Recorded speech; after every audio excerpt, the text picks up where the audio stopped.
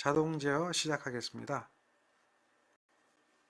자, 제어공학은 시험에 출제되는 비율을 먼저 좀 알려드리고요.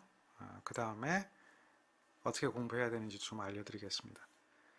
우리 제어공학은 회로 이론 및 제어공학의 기사 부분에서 얘가 12문제 출제가 됩니다. 산업기사는 어디 부분까지 하셔야 되냐면 전달함수까지만 하시면 됩니다. 라플라스 변환하고 전달함수까지만 하면 산업기사는 범위 안에 들어갑니다.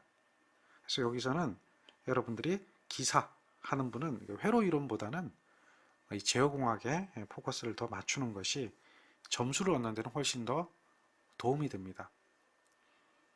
산업기사 같으면 기본적으로 이제 라플라스 변환 전달함수 이런 부분들이 과도 현상하고 같이 이렇게 맞물려서 나오니까요. 크게 어렵지 않게 보실 수가 있을 겁니다. 이 자동제어계의 요소와 구성 이 부분은 산업기사에는 포함되지 않습니다. 기사에 포함되는 내용입니다. 출제 기준이 그러니까 그런 내용들을 좀 잘 기억하고 계실 수 있도록 하시기 바랍니다. 먼저 이제 자동제어라고 하는 거 이거를 갖다 영어로 얘기하면 오토매틱 컨트롤이라고 하거든요. 이 자동제어에 대한 요소와 구성 이런 것들이 어떤 것들이 있겠는가 한번 살펴봐야 됩니다. 그래서 용어적인 것을 먼저 한번 살펴보죠. 항상 중요한 것은 용어거든요. 자, 제어라고 하는 것은 무엇인가? 컨트롤이라고 하죠. 이것은 어느 목적에 적합하도록 대상이 되는 것을 조작을 가하는 거. 조작하는 거죠. 조작하는 것을 뭐라고 한다? 제어라고 한다. 조작을 해줘야 돼요. 그 목적에 적합하도록 조작을 해줘야 된다. 그걸 컨트롤이라고 합니다. 그리고 제어 대상이라고 하는 게 있어요. 제어 대상. 이 제어 대상은 예를 들면 플랜트라든지 프로세서라든지 이런 것들이 제어 대상이 되는데요. 전동기의 속도, 공장의 제품 진행 방향, 국가 경쟁력 이런 것들이라도 다 제어를 할 수 있는 제어 대상이 되어집니다. 그 다음 제어 시스템, 컨트롤 시스템이라고 하는 게 있어요. 용어입니다. 이것은 제어하는 것을 말하고 또 제어되는 것을 말합니다. 그걸 다 합쳐서 제어 시스템이라고 하는 거예요. 그러니까 제어 장치, 컨트롤 디바이스하고 제어 대상, 플랜트 프로세서 등을 다 합쳐서 제어 시스템이다라고 이야기를 합니다. 이 제어계는 매뉴얼 컨트롤 시스템이 있고요. 오토매틱 컨트롤 시스템이 있습니다. 그러니까 사람이 직접 제어를 하는 경우가 있고 또 자동 제어, 전자회로나 컴퓨터 등에 의해서 자동적으로 제어하는 것을 우리는 자동 제어라고 합니다. 지금 여러분들이 보고 있는 것은 뭘 보고 있는 거예요? 바로 이러한 자동 제어를 이야기합니다. 자동 제어. 이해하시겠죠?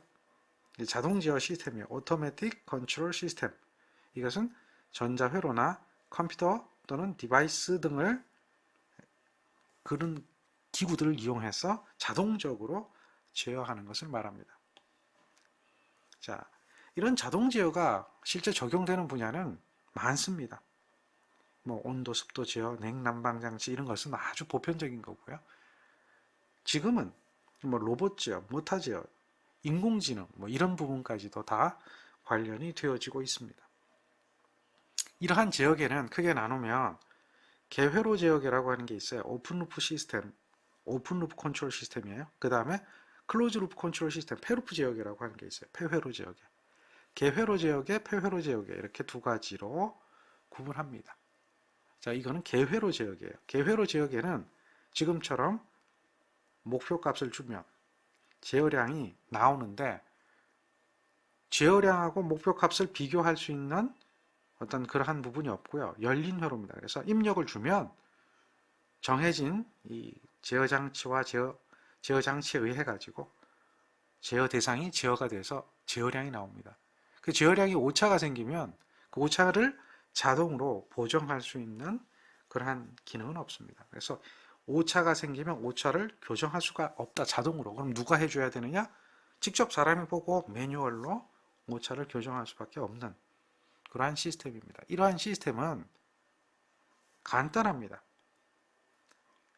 따라서 비용도 싸겠죠.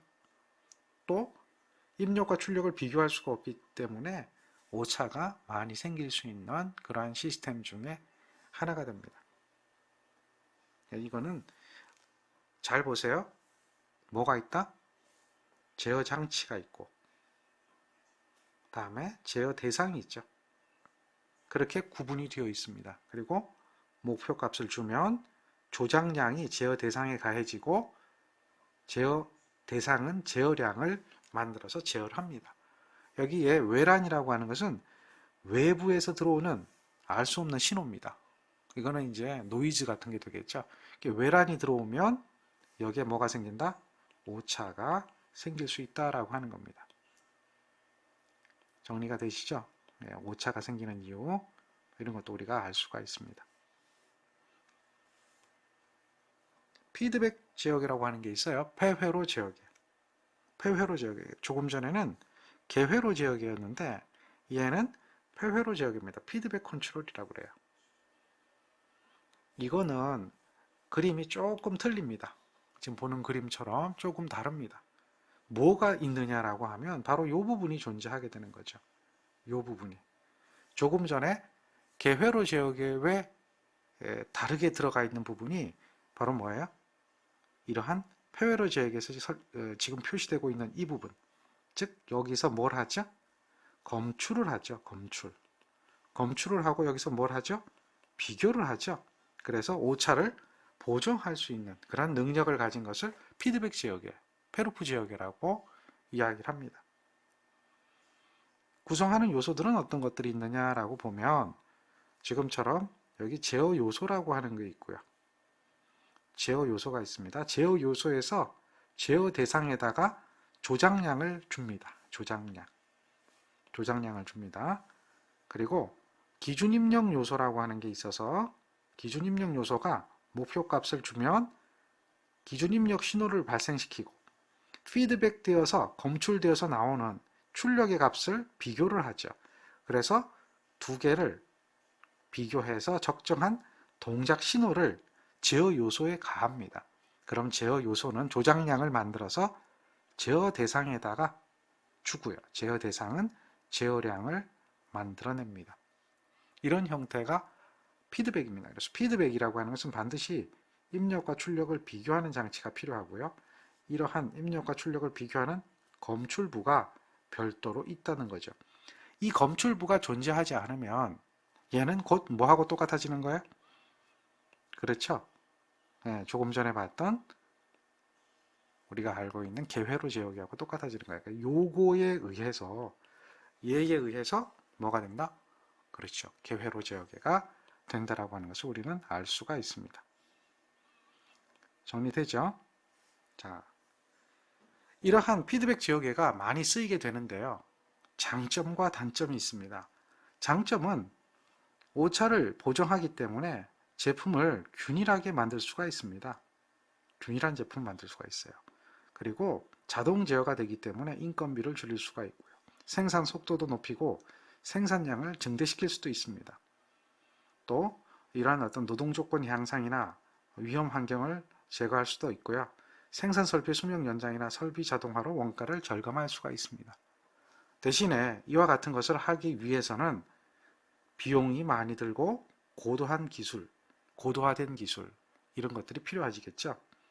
그 다음에 제어 장치의 운전, 수리, 보관 또 이러한 것들의 기술 뭐 이런 것들이 좀 필요하다는 얘기죠. 그러니까 운영자에 대한 기술도 필요하게 되고 또 하나 더 문제는 자동 제어가 되다 보니까 일부 고장이 생기면 라인 전체에 미쳐서 생산에 대한 어떤 문제가 생길 수도 있다라고 하는 겁니다. 그러한 특징을 가지고 있는 것이 바로 개회로 제어기와 폐회로 제어기에서 폐회로 제어기, 피드백 제어기에 대한 특징이 되겠죠. 두 개를 비교할 줄 알아야 돼요. 자, 예제를 한번 보면 괴한 제어기, 이 괴한 제어기라고 하면 이 괴한 제어기가 뭘 얘기하는 거예요? 피드백 제어기죠. 피드백 제어. 또는 다른 말로 뭐라고 해요? 폐회로 제어가 되는 거죠. 폐회로 제어가 됩니다. 이 폐회로 제어에 대해서 우리가 이제 알 수가 있죠. 어떤 거 특징이 있느냐. 반드시 필요한 게 뭐냐 물어봤어요. 이거는 뭐를 필요하다 그랬어요? 입력과 출력을 비교하는 장치. 즉 다시 말해서 이 부분이 필요하다고 하는 거 기억하시죠? 입력과 출력을 비교하는 장치가 필요하다라고 하는 겁니다. 그거를 기억하시고 답을 하시면 되겠죠. 정리가 되죠? 자, 그 다음에 용어를 한번 보세요. 우리가 여기서 배워야 될 용어는 목표값, 기준입력, 동작신호, 다음에 조작량, 제어량, 제어장치, 제어요소 이런 것들을 기억하고 있으면 돼요. 문제에서 물어볼 때 어떤 것들을 물어보냐면 이렇게 물어봐요. 제어 대상에 가하는 신호를 무엇이라고 하느냐. 그러니까 제어 대상이라고 하는 것은 얘가 제어 대상이 되겠죠. 얘가 제어 대상 되는 거 보시죠. 제어 대상이죠. 무슨 신호가 가해져요? 제어 대상에는 조작량이 가해지죠.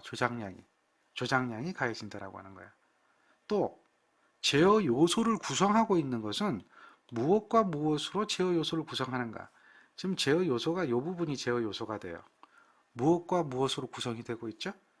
조절부하고 조작부로 구성된 게 뭐다? 제어 요소다라고 하는 것을 우리는 알 수가 있다는 거죠.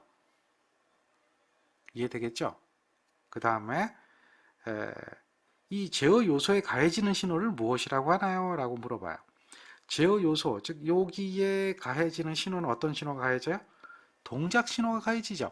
그러니까 제어 요소에 가해지는 신호는 동작 신호라고 한다. 동작 신호라고 한다라고 하는 것을 알 수가 있어요. 뭐 이런 것들을 물어본다는 얘기예요. 그래서 용어에서 우리가 기억해야 되는 이런 내용들을 정리를 하고 있어야 돼요. 그러니까 목표값이라고 하는 건 무엇이냐? 목표값. 이 목표값이죠. 목표값은 제어량이 그 값을 갖도록 목표하여서 외부에서 주어지는 신호로 괴한 제어기에 속하지 않으면서 설정한 값을 목표값이라고 해요. 얼마로 설정을 해놓은 거죠. 자, 기준 입력은 무엇이냐? 이것은 목표값에 비례하는 신호 입력입니다. 그러니까 목표값을 만들어내기 위해서 가해지는 신호 입력을 기준 입력이라고 합니다. 그래서 여러분들이 자, 목표값, 기준 입력 요거를 기억하셔야 돼요.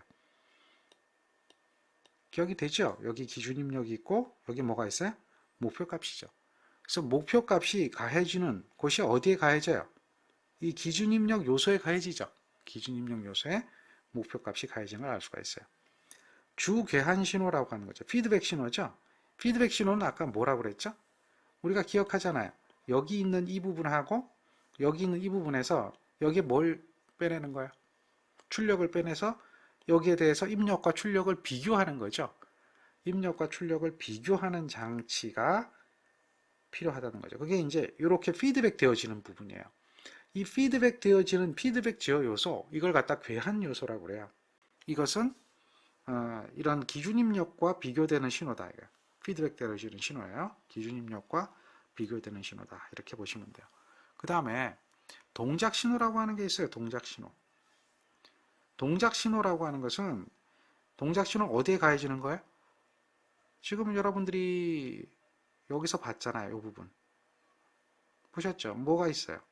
동작 신호라고 하는 것은 이 제어 요소에 가해지는 신호잖아요.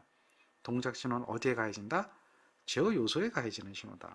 그래서 기준 입력과 주 괴한 신호의 편차로서, 그러니까 두 개가 기준 입력과 여기 괴한 신호가 나와서 그게 동작 신호가 만들어지는 거니까, 그거에 대한 편차로의 신호로서 동작을 일으키는 원인이 되는 신호다. 기준 입력과 괴한 신호가 플러스 마이너스 돼서 그게 나온 값이 되어지는 신호고, 이것이 제어 동작을 일으키는 신호가 되는 겁니다. 그래서 그것을 동작 신호라고 그래요. 동작 신호가 어디에 가해지는 걸 봐야 된다고 그랬죠. 그 다음에 제어 요소. 제어 요소는 조작량을 변화시키는 것으로서 조절부하고 조작부로 구성이 됩니다. 제어 요소가 구성되는 것은 뭐와 뭐로 구성된다? 조절부하고 조작부로 구성이 되는 것을 기억하고 계셔야 돼요. 자, 이런 용어들이 하나하나 물어봅니다. 조절부라고 하는 것은 그럼 무엇인가? 이것은 기준 입력 신호와 검출부의 출력 신호 제어 시스템에 필요한 신호다 이거예요. 그것을 얘기합니다. 그리고 걔는 어디로 보내줘요? 조작부로 보내줍니다. 조절부는 어디로 보내준다? 조작부로 보내준다. 우리가 알 수가 있는 게 이 그림에서 여기가 조절부고요. 여기 조작부잖아요. 그러니까 조절부에서 조작부로 보내주는 신호가 우리가 이제 있다라고 하는 걸 알 수 있죠. 그래서 결국은 기준 입력 신호하고 주 교환 신호가 플러스 마이너스 돼서 동작 신호가 만들어지고 동작 신호가 조절부에 공급이 되고 조절부가 조절을 해서 조작부에 신호를 보내주니까 조작부는 조작량을 만들어서 제어 대상에 공급해 주는 거죠. 그런 계통을 묻는 겁니다. 그래서 정리를 하고 계셔야 돼요. 자, 조작부라고 하는 것은 조절부로부터 받은 신호가 있어요. 이것을 조작량으로 변화시키는 겁니다. 그래서 어디다 보내준다? 제어 대상에게 보내주는 거죠. 그리고 조작량은 제어 요소에서 제어 대상에 인가되는 양을 조작량이라고 한다. 이것도 기억하시고요. 개념입니다. 그래서 우리가 이걸 기억하는 것은 결국 뭡니까? 여기에 있는 이 그림이죠. 이 그림을 우리가 기억하느냐라고 하는 거예요. 이것만 알고 있으면, 이 그림만 알고 있으면 간단하게 다 해결이 되어지는 이야기를 그냥 말로 설명한 겁니다. 그러니까 제어의 계획 시스템에 대한 이야기를 말로 표현한 것이라고 보시면 돼요. 외란이라고 하는 것은 무엇인가? 외란은 뭐예요? 외란. 이것은 외부로부터 가해지는 바람직하지 않는 신호입니다. 이게 외란이 들어오면 제어량의 값이 변하게 되는데요.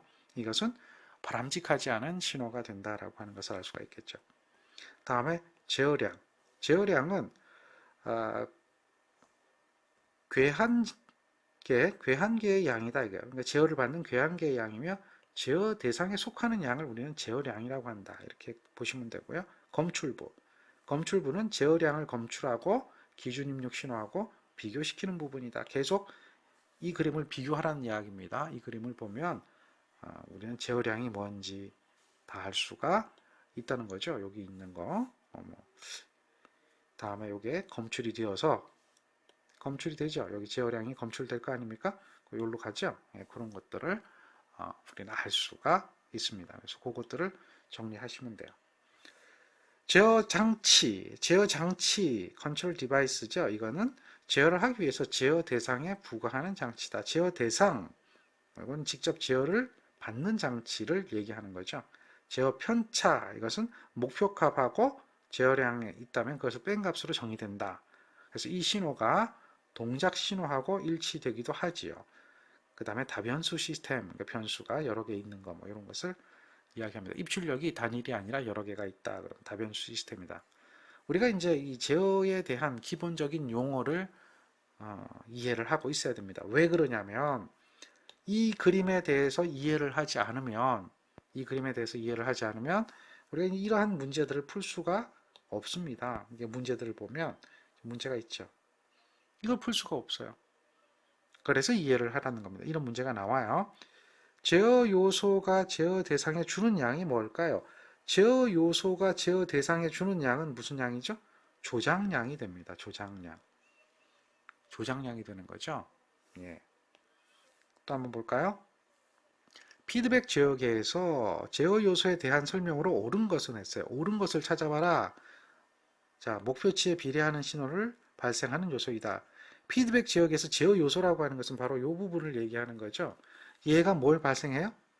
목표치에 비례하는 신호를 발생한다. 맞는 이야기입니까? 옳은 거 찾으는데 아니죠. 뭘 발생해요? 조작량을 발생하잖아요. 조작량. 그리고 이 제어 요소는 뭐와 뭐로 이루어진다? 조절부하고 조작부로 구성이 되죠. 조절부하고 조작부로 구성이 됩니다. 조절부하고 조작부. 근데 이제 조절부하고 검출부로 구성된다. 조작부하고 검출부로 구성된다. 이거 다 틀린 이야기죠. 그런 거 우린 다 알 수가 있어요. 동작 신호를 조작량으로 변화시키는 요소이다. 동작 신호를 조작량으로 변화시키는지 한번 보세요. 여기서 들어가는 신호가 무슨 신호고 여기서 나오는 신호가 무슨 신호입니까? 동작 신호가 들어가고 조작량이 나오죠. 그러니까 동작 신호를 조작량으로 변화시키는 요소이다. 이거는 어떻게 돼요? 맞는 이야기가 되겠죠.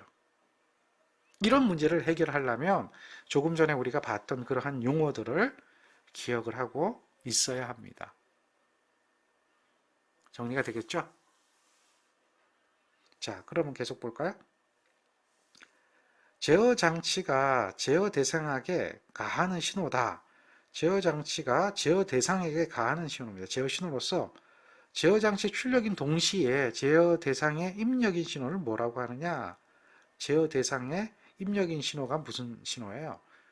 여기가 제어 대상이면 그러면 입력되는 건 뭐죠? 조작량이 되겠죠? 조작량이 됩니다. 이러한 것을 기억을 하시면 되겠습니다. 자, 그래서 이건 뭐가 돼요? 조작량이라고 하는 것이 답이 되겠죠. 조작량. 간단하죠? 자, 그런 것들을 정리할 수 있어야 됩니다. 그 다음, 제어 시스템의 분류. 한번 제어 시스템을 한번 나눠보자는 얘기예요. 이것도 시험에 잘 나오는 이야기들이 많이 있으니까 잘 보세요. 목표 값의 시간적 성질에 의한 분류, 제어 목적에 의한 분류, 뭐 여러 가지 이제 분류하는 항목들이 있어요. 제어량 성질에 의한 분류, 그 다음에 제어 장치의 특성에 대한 분류, 뭐 이런 것들로 이야기를 할 수 있어요. 그래서 분류를 하게 되는데 얘는 이제 시간적 성질에 의한 분류입니다. 시간적 성질에 의한 분류. 요거는 이제 뭘로 분류가 되냐면 추종 제어하고 프로그래밍 제어하고 비율 제어로 구분이 됩니다. 이 세 가지를 기억하세요. 추정 제어, 프로그래밍 제어, 비율 제어. 이게 무슨 얘기냐? 추종한다는 얘기죠. 추종하는 제어가 있어요. 추종 제어. 이거는 이제 목표값이 있다면 미지의 시간적으로 변화하는 목표값에 대해서 막 미지의 시간이 어떻게 바뀔지 모르는 거예요. 그런 목표값이 변하는 것에 대해서 제어량을 추종시키는 것입니다. 추종시켜서 제어하는 것을 우리는 추종 제어라고 그래요. 자, 추종 제어라고 합니다. 그 다음에 프로그래밍 제어는 미리 프로그래밍을 짜놓고 나서 거기에 따라서 우리가 제어를 시키는 것을 얘기하고요. 또 비율 제어는 목표값이 다른 양과 일정한 비율 관계를 유지하면서 추정되는 제어를 이야기합니다. 그래서 이 세 가지가 목표값의 시간적 성질에 의한 분류다라고 이야기를 해요. 그래서 요거를 여러분들이 기억을 해줘야 됩니다. 뭘 기억해 줘야 된다? 세 가지를 기억하세요. 뭐에 의해서? 시간적 성질에 의해서. 그러니까 이제 자동 지역의 성질에 대해서 분류를 하려고 하면 정치 지역에가 있고 추치 지역에가 있는데 우리가 지금 이 이야기하는 것이 바로 뭐야? 추치 지역에를 이야기하는 겁니다. 추치 지역에. 이 추치 지역이라고 하는 것은 뭘 얘기하느냐? 말 그대로 추적 지역, 추종하는 거예요. 추종하는 겁니다. 목표값이 시간적으로 변하는 것을 추종하도록, 정확히 추종하도록 설계한 추적 제어가 있다라고 하는 거죠. 그게 추종 제어, 프로그래밍 제어, 비율 제어입니다. 아시겠죠? 그거를 기억을 잘 하셔야 돼요.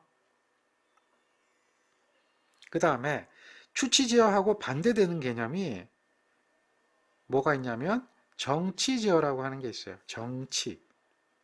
자, 추치하고 정치는 추종하고 정치라고 하는 것은 뭘 의미하냐면 영어로 보면 스태틱 하는 거예요. 스태틱. 정지되어 있는 상태가 되는 거죠. 다이나믹한 게 아니라 스태틱한 겁니다. 그래서 이 정치 지어는 일정한 겁니다. 왜냐하면 가만히 있어야 되니까 다이나믹하지 않으니까 목표 값하고 제어량이 시간이 지남에 따라서도 일정하게 유지되는 겁니다. 이게 시간이 지남에 따라서 그 값이 일정하게 유지되는 지역에 이것을 갖다 우리는 정치 지역이라고 합니다. 추치 지역의 정치 지역으로 구분하고 보통 이제 추치 제어는 프로그래밍 제어, 비율 제어, 추종 제어 이렇게 세 가지로 이야기하는 거죠. 그러니까 목표 값이 변하게 될 때, 시간의 변화에 따라서 변하게 될 때 그것을 추종하도록 제어량을 추종시키는 것을 목적으로 하는 제어가 있다라는 거죠. 자, 정리가 되겠죠? 그런 것도 좀 보시고요. 그 다음에 제어 목적에 의한 분류라고 해서요. 정치 제어라고 하는 거 방금 우리가 봤죠. 정치 제어 봤죠. 다음에 프로그래밍 제어 봤죠. 다음 비율 제어 봤죠. 이렇게 세 가지로 구분합니다. 요거는 뭐가 되겠어요? 추치 제어가 되는 거죠. 거기에 추종 제어가 또 따로 있습니다. 추종 제어. 같은 이야기입니다만은 추치 제어, 추종 제어, 정치 제어 이렇게 네 가지로 구분이 되죠. 이해됩니까? 그거는 앞에 설명했던 거하고 동일해요. 그것은 제어 목적에서 분류했을 때 이렇게 구분하는 방법입니다. 똑같은 것을 이렇게 묶어보고 저렇게 묶어보고 하는 겁니다. 정리됩니까? 자, 예제 한번 볼까요? 주파수를 제어하고자 한다. 그럼 주파수는 그 값이 변해야 돼요? 안 변해야 돼요? 변하지 않아야 되죠? 변하지 않아야 돼요. 주파수는 변하지 않아야 돼요. 그죠? 그럼 뭐가 돼요? 정치 제어가 되겠죠. 정치 제어. 정치 대화가 되겠죠? 그렇게 찾는 겁니다. 자, 그 다음에 제어량 성질에 따른 분류를 보면 공정 제어라고 하는 게 있고요. 또 서버 제어라고 하는 게 있고요. 자동 조정이라고 하는 게 있습니다. 이렇게 세 가지로 구분합니다. 자, 공정 제어라고 하는 것은 뭐냐? 공정, 프로세서를 얘기하는 거예요. 프로세서. 프로세스 컨트롤이다라고 하는 겁니다. 이 프로세스 컨트롤은 주로 이제 어떤 거냐면 온도나 압력이나 애기 습도, 농도 뭐 이런 것들이 얘기하는 거죠. 이걸 갖다 프로세서라 그래요. 그러니까 제어량이 프로세서량이 되는 것들을 얘기합니다. 이것을 갖다 우리는 뭐예요? 프로세서량이라 불러요. 얘가 제어량이 되는 겁니다. 프로세서량이 되는 거예요. 그래서 이것은 프로세서 제어는 뭐 어려운 얘기 아니에요. 그냥 프로세서 말 그대로 제어량이 프로세서량이 되는 온도, 압력, 애기, 습도, 농도 등이 되는 그러한 제어계다. 뭐 그렇게 보시면 돼요. 그 외에도 뭐 물질의 에너지량, 뭐 전력, 유량, 중량, 뭐 밀도, 전도도, 점도 이런 것들이 다 프로세서입니다. 그래서 프로세서 장치가 쓰이는 그런 제어계라고 보시면 돼요. 프로세서 장치가 쓰이는 제어계다. 이런 것을 보시면 되겠고요. 그 다음에 서버 기구라고 하는 게 있는데요. 서버라는 이야기 많이 들어보셨죠? 서버 모타 뭐 이런 것도 들어보셨고요. 바로 그 서버를 얘기하는데 이거는 위치, 방위, 자세 등을 제어하는 것을 서버라고 합니다. 서버 기구라고 하거든요. 위치, 방위, 자세. 즉 이러한 것들에 의한 것은 기계적으로 어떤 위치나 방위나 자세를 제어하는 것들을 얘기하는 거예요. 서버 기구, 서버 머신 이렇게 얘기하죠. 서버 메커니즘. 이런 것들이 우린 서버 지역에다. 서버 지역에. 위치 방위 자세. 그 다음에 오토매틱 세팅이라고 하는데 이거는 이제 자동 조정 이렇게 얘기하죠. 자동 조정은 말 그대로 스스로 변화돼서 그 값을 어떻게 하죠? 일정하게 유지하는 것을 목적으로 하는 제어입니다. 일정해지려면 뭐가 일정해지게 돼요? 주파수나 전압이나 회전수나 전력 등이 일정해져야 되겠죠? 그렇게 되어지는 제어계를 우리는 자동 조정이라고 합니다. 이것들은 제어량 성질에 따라서 분류하면 그렇게 분류가 됩니다. 자, 예제를 보면 프로세서에 대해서 속하는 것은 뭐냐? 프로세서. 속하지 않는 것 찾으라고 그랬죠? 위치 방위 자세는 서버고요. 온도, 압력, 유량이 바로 프로세서가 되겠죠. 그러니까 프로세서량이냐, 서버량이냐, 자동 조정량이냐 이것을 따지는 겁니다. 제어량에 속하는데 자동제어 분류가 아닌 것을 골라라. 프로세서, 서버기구, 자동조정, 제어 뭐 이렇게 얘기하죠. 제어량의 종류에 의한 겁니다. 종류. 제어량의 종류라는 거죠. 딱 비교해보면 여기서 아닌 건 뭐가 있어요? 프로세서, 서버기구, 자동조정, 추종제어. 추종제어, 추치제어 이렇게 얘기하잖아요. 그러니까 요거는 그거하고 거리가 멀다는 얘기죠. 공정제어, 서버기구, 자동조정은 우리가 방금 전에 여러분들이 여기서 본 게 공정제어, 서버기구, 자동조정이고 제어량 성질에 의한 분류잖아요. 그러니까 요거를 프로세서 제어라고 얘기를 많이 해요. 공정제어를 프로세서 제어라고 많이 하는데 그런 거하고 관련되어진 것입니다. 그래서 요거를 이야기하는 거죠. 요거. 별거 아니죠? 간단한 이야기들이죠. 자, 서버 기구는 무엇을 제어하느냐라고 하면 말 그대로 서버 기구는 제어하는 것이 위치 방위 자세입니다. 그래서 위치 각도를 제어하는 것을 서버 기구라고 합니다. 그래서 그 용어 자체로 기억하시면 돼요. 그 다음에 동작 특성에 의한 분류,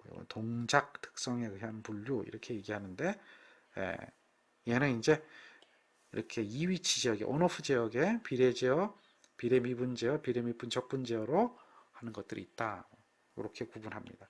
동작 특성에 의한 분류는 이위치 제어계, 온오프 제어계가 있어요. 온오프 제어계. 이건 말 그대로 온오프입니다. 온오프. 많이 쓰이고 있죠. 대단히 많이 쓰이고 있습니다. 뭐 전등을 온오프 한다든지 하여튼 그걸 전부 다 이위치 제어계라고 그래요. 광범위하게 응용이 되고 있고, 또 이위치 제어는 뭐 항상 에러도 가질 수가 있겠고, 또 열리거나 닫히거나 하는 것이 바로 이위치 제어계입니다. 자, 그런 것이 이위치 제어계고요. 온오프 제어계라고 얘기하는 겁니다. 그 다음에 비례 제어계, 비례 제어계. 이건 비례 제어계입니다. 이위치 제어는 이제 그 대용량 공정 제어에 주로 많이 쓰이고 많이 쓰여요. 근데 반응 속도도 느리고, 작은 값으로 할 경우에는 또 이게 어떤 민감한 부분도 있고 해서,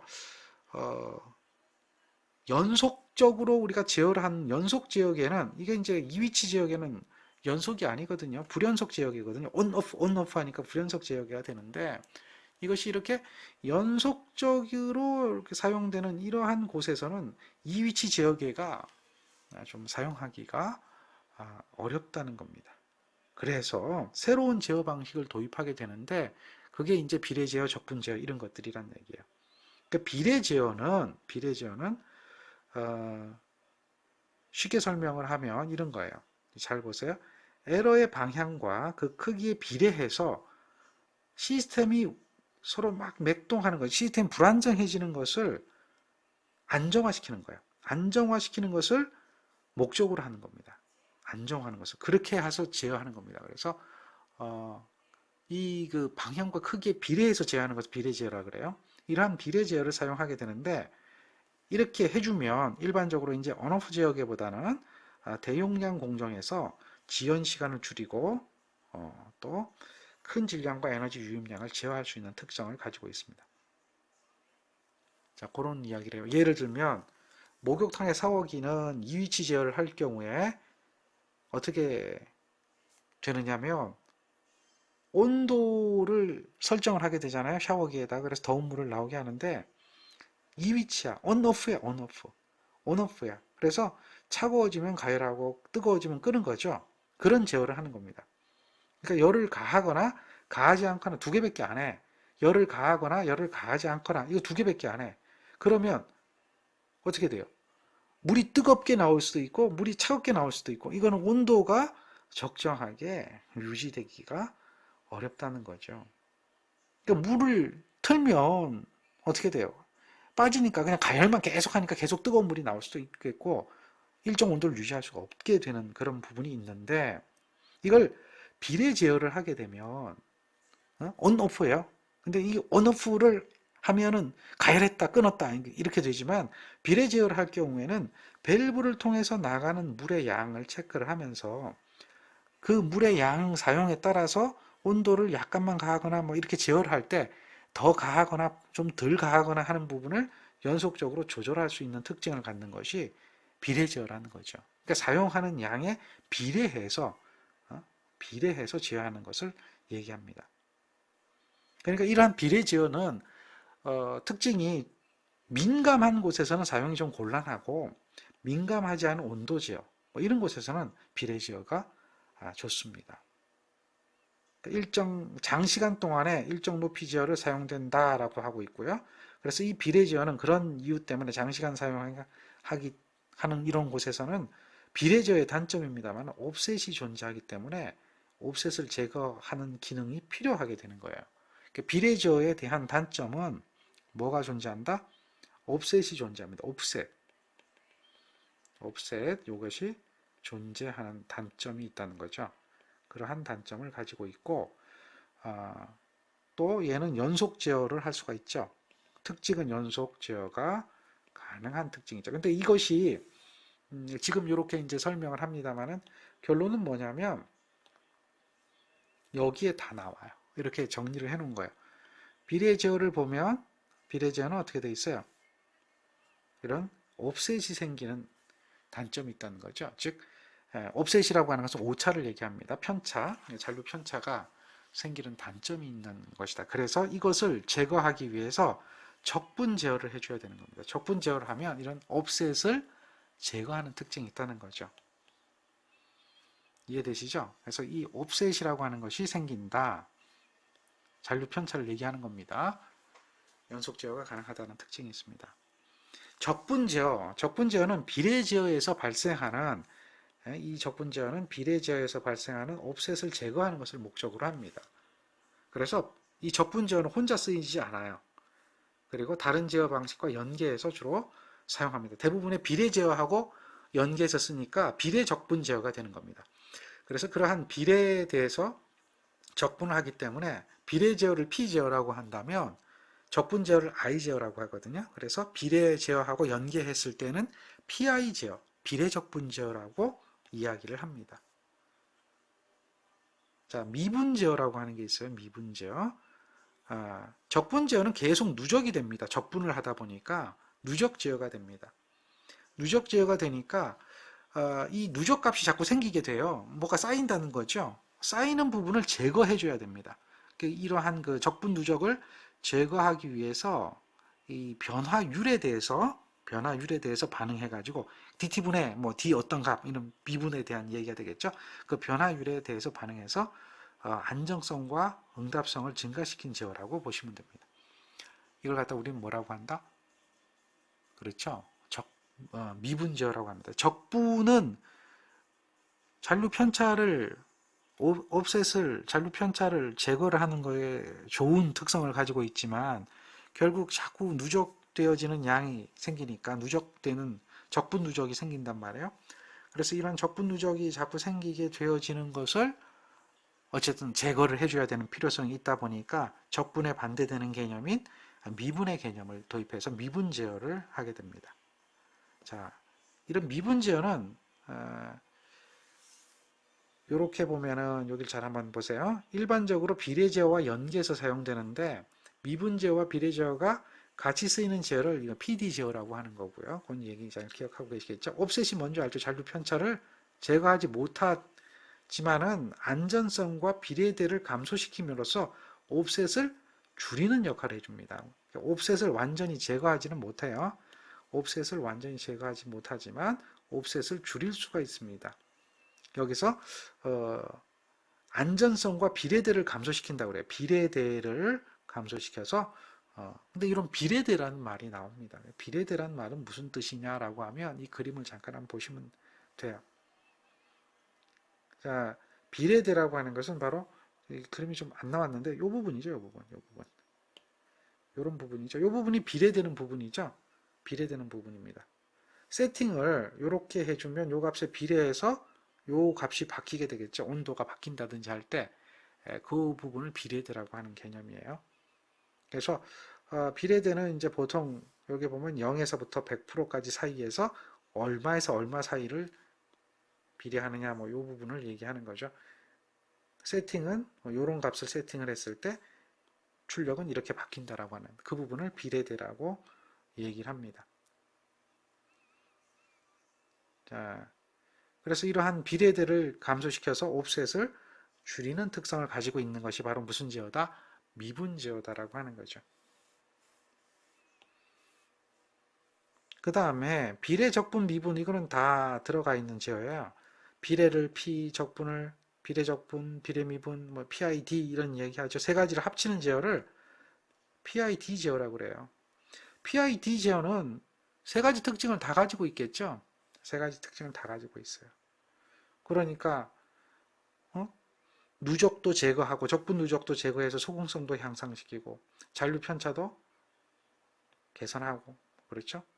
이런 그 PD 제어도 하고 하는 것이 비례 미분 제어다라고 하는 거예요. 비례 미분 적분 제어. 이거죠. 잔류 편차도 제어하고. 이러한 특성을 기억하시면 됩니다. 비례 미분 제어, 비례 미분 적분 제어. 그래서 PID 지역에는 이런 그 비례, 적분, 미분까지 다 하기 때문에 빠른 응답과 다음에 미분 지역에서 거대한 외란에도 잘 적응하고 적분 제어의 약점인 지속성에도 잘 적응하는 제어로서 많은 장점을 가지고 있는 지역이다라고 보면 되죠. 정리가 되죠. 뭐 그런 것을 물어봐요. 그래서 이 특징, 결론은 뭐냐면 이 지역의 특징, 동작에 대한 제어계의 특징. P제어, 비례제어죠. 그 다음에 D 동작이죠. 미분 동작, 적분 동작, 비례, 미분, 다음에 비례, 적분, 비례, 적분, 미분, 다음에 이위치, 온오프, 온오프 제어, 이렇게 동작이 되어지는 것을 이야기하고 거기에 대한 특성을 기억하고 계시면 됩니다. 그런 이야기가 이런 거예요. 잔류 편차가 있는 지역에는 뭐냐 이렇게 물어봐요. 그러면 잔류 편차는 비례제어에서 발생한다. 오차를 얘기하는 거죠. 옵셋을 얘기하는 거죠. PI 제어 동작은 공정지역에서 무엇을 개선하게 쓰느냐. PI 적분 들어갔죠. 적분. 적분은 소궁성, 정상특성을 개선하는 겁니다. 소궁성, 정상특성 이것을 얘기하는 거예요. 정상특성이 개선되는 것을 얘기한다. 옵셋을 제거하는 제어는 뭐냐? 이게 이제 잔류 편차를 제거하는 거죠. 잔류 편차를 제거하려면 적분을 해주면 잔류 편차가 제거가 되는 겁니다. 잔류 편차가 제거가 돼요. 다음에 동작 중에 소궁도와 정상 편차의 최적 제어가 되는 것은 뭐냐? 소궁성도 좋아지고 잔류 편차도 줄어들게 되는 동작이냐? 어느 게 좋으냐 이거죠. PID 제어. 뭐 이건 별것들 아닙니다. 그냥 간단하게 읽어보고 그걸 가지고 정리를 해 놓으시면 어려움 없이 다 이해되는 내용들이 될 겁니다. 게루프 제어 시스템에 대한 장점이 아닌 것은 무엇이냐? 게루프는 간단하고요. 게루프는 유지 보수도 쉽고요. 가격도 싸죠. 그런데 우리가 입력과 출력을 비교하는 장치가 없기 때문에 스스로가 출력을 이렇게 보정하지 못해요. 그래서 출력을 보정해 줘야 됩니다. 인위적으로 보정해 줘야 되죠. 그래서 요게 답이 되는 거죠. 자, 제어 요소는 무엇으로 구성이 되는가라고 물어봤죠. 제어 요소죠. 제어 요소는 조절부하고 조작부로 구성이 된다라고 하는 거 기억할 거고요. 전기로에서 온도를 900도로 일정하게 유지한다라고 했고요. 열전 온도계의 지시값을 보면서 전압조정기로 인가 전압을 조절하는 장치가 있다. 온도를 조절하는 거죠. 이때의 열전 온도계는 어디에 해당하는가라고 물어보면 온도계니까 센싱하는 거죠. 센싱하는 것은 검출부에 해당이 되는 것이다. 뭐 이런 것을 얘기하고 있고요. 자동 조정계가 속하는 지역에는 뭐냐라고 물어봐요. 자동 조정. 우리가 이제 프로세서 제어, 그 다음에 공정 제어, 프로세서라 그러죠. 자동 조정 뭐 이런 얘기하죠. 어디에 속하는 지역이냐 이거예요. 추종 지역입니까? 정치 지역입니까? 프로그래밍 지역입니까? 비율 지역입니까? 당연히 뭡니까? 이거에 대한 이야기죠. 이렇게 되는 것을 우리가 알 수가 있습니다. 자, 그 다음 이야기 한번 볼까요? 자동 제어의 추치 제어의 3종을 물어봅니다. 추치 제어의 3종. 어떤 것들이 될까요? 추종 제어, 비율 제어, 프로그래밍 제어가 추치 제어의 3종이 되겠죠. 아닌 것을 골라라 그러면 뭐가 되겠습니까? 프로세서 제어다. 뭐 이런 이야기 할 수가 있겠죠. 온오프 제어는 뭘까요? 온오프 제어. 온오프 제어죠. 불연속 제어를 얘기하는 거죠. 불연속 지역에는 온오프 지역에 잔류 편차 생기는 거, 비례 지역에 잔류 편차 제거하는 거, 적분 지역에 누적이 생기는 걸 제거하는 거, 미분 지역에 이렇게 기억하고 계시면 되죠. 다음 온도, 유량, 압력 이게 뭐라고 그랬죠? 온도, 유량, 압력은 뭐라고 그랬어요? 프로세서량이라고 그랬죠. 프로세서량을 상태량을 제어량으로 하는 지역에는 프로세서 지역입니다. 프로세서 지역에. 프로세서량이니까. 잔류 편차를 발생하는 지역에는 뭘까요? 라고 물어보면 비례 지역에가 잔류 편차를 발생한다고 그랬죠. 그러니까 이렇게 생각하시면 돼요. 온오프 지역에를 과거에 많이 썼어요. 광범위하게. 이위치 지역에를 사용하다 보니까 온오프 지역에가 문제가 있으니까 이걸 비례 제어를 하게 되고 비례 제어를 해서 잔류 편차가 생기니까 뭘 한다고 그랬어요? 비례 제어에 대한 부분을 갖다가 잔류 편차를 제거하기 위해서 적분 제어를 하게 되고 적분 제어에 대해서는 적분 누적이 생기기 때문에 그걸 제거하기 위해서 미분 제어를 하게 되고 뭐 이렇게 된다고 그랬죠. 이게 순서가 이게 온오프 제어에 비례 제어, 적분 제어, 미분 제어로 가는 거예요. 그렇게 하나씩 추가돼서 가는 거죠. 그래서 이 온오프 제어는 우리가 이제 가열을 할 때 연속적이지 못한단 말이에요.